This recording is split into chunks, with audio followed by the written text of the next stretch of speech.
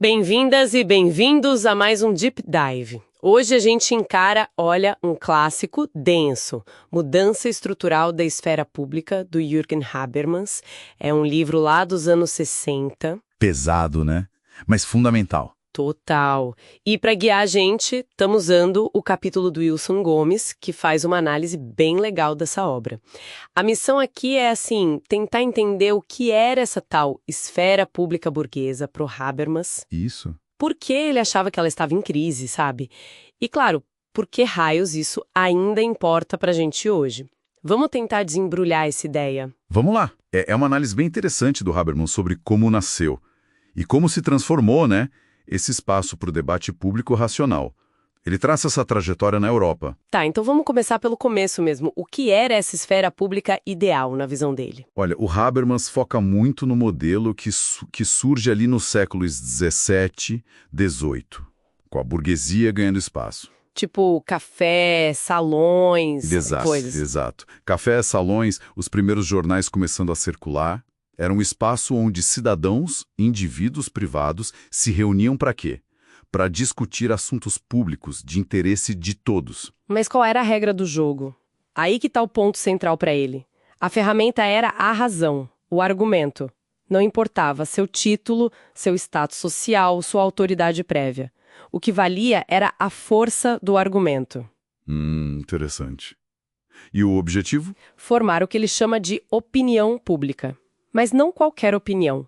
Uma opinião crítica, capaz de, olha só, fiscalizar o Estado, influenciar as decisões, legitimar ou deslegitimar o poder. E a imprensa nisso tudo? Fundamental. A imprensa nascente era o veículo, né?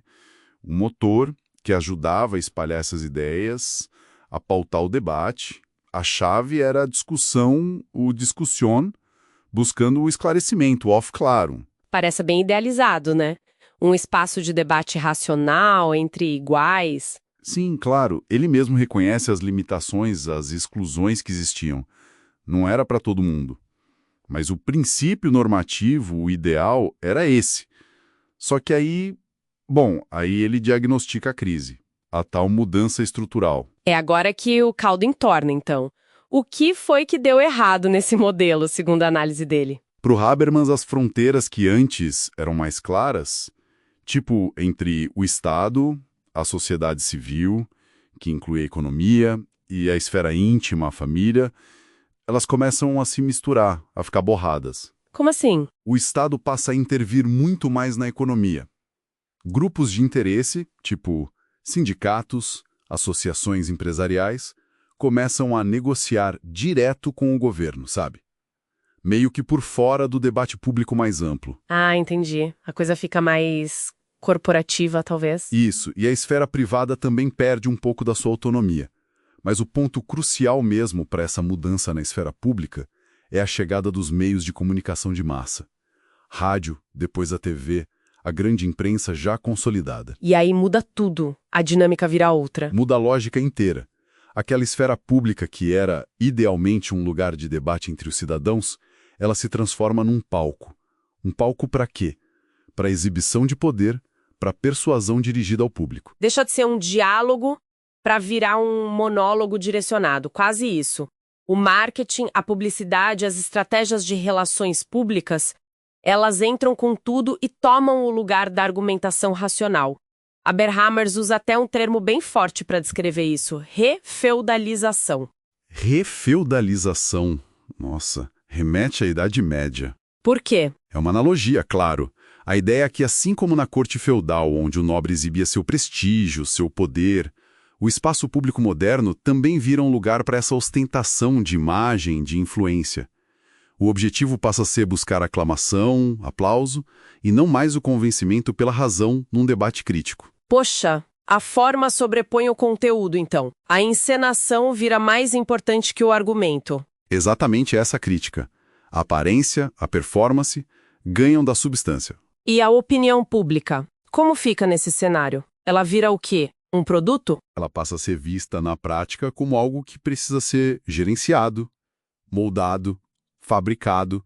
Ele menciona até o termo em inglês, Engineering of Consent, engenharia do consentimento. Engenharia do consentimento, caramba. Os argumentos racionais, aqueles que pedem análise crítica, eles dão lugar a quê? A símbolos, imagens, slogans, coisas que apelam mais para a emoção, para a identificação imediata, sabe? O objetivo não é mais responder racionalmente, é aderir, muitas vezes, claro, a serviço de interesses privados que se apresentam como interesse público. Ok, a gente está falando de um livro dos anos 60, mas, assim, essa descrição toda, uma esfera pública dominada pela imagem, pelo marketing político, pelas relações públicas, onde o debate parece mais uma performance ensaiada do que uma troca genuína de ideias, isso não soa, nossa, assustadoramente familiar pra gente hoje? É impressionante, né? Parece que ele estava vendo o futuro mesmo sem internet e sem redes sociais. Total. Descreve muito a sensação que muita gente tem hoje sobre a política, sobre o debate público em geral, né? Exatamente. Por isso a análise dele, mesmo com as limitações da época, continua tão relevante. Ela nos força a perguntar como é que a democracia funciona de verdade quando esse espaço para o debate genuíno parece diminuir ou ser substituído por pura estratégia de comunicação. E tem o paradoxo que você mencionou. Sim. A gente continua usando a ideia de esfera pública, né? A necessidade de debate, de transparência, de justificar as decisões publicamente, e isso continua sendo, assim, o pilar que legitima a democracia. Mesmo que a prática, o que a gente vê no dia a dia, pareça muito distante daquele ideal iluminista que o Habermas descreveu lá atrás. É uma tensão constante, então, entre o discurso democrático e a realidade da comunicação política. Essa tensão define muito das nossas democracias hoje. A crítica do Habermas nos cutuca, sabe? Ela pergunta, a gente está realmente debatendo ou só consumindo e reagindo a narrativas que já vêm prontas? Fica muito claro, então, que reler Habermas hoje, ou ler pela primeira vez, ajuda muito a pensar sobre a saúde do nosso próprio debate público. Com certeza. E, para finalizar, acho que fica uma provocação, né? Uma pergunta para a gente levar.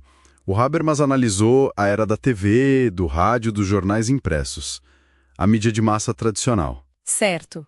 E hoje, com a internet, as redes sociais, os algoritmos, essa velocidade toda, a desinformação viralizando, como é que tudo isso reconfigura essa dinâmica que ele descreveu? Boa pergunta. Será que a internet abre uma nova chance para a gente se aproximar daquele ideal de debate mais aberto, mais racional? Ou será que, na verdade, ela acelera ainda mais aquela fragmentação, aquelas táticas de manipulação, aquela coisa da performance que ele já criticava lá atrás? Para pensar mesmo. Fica aí a reflexão.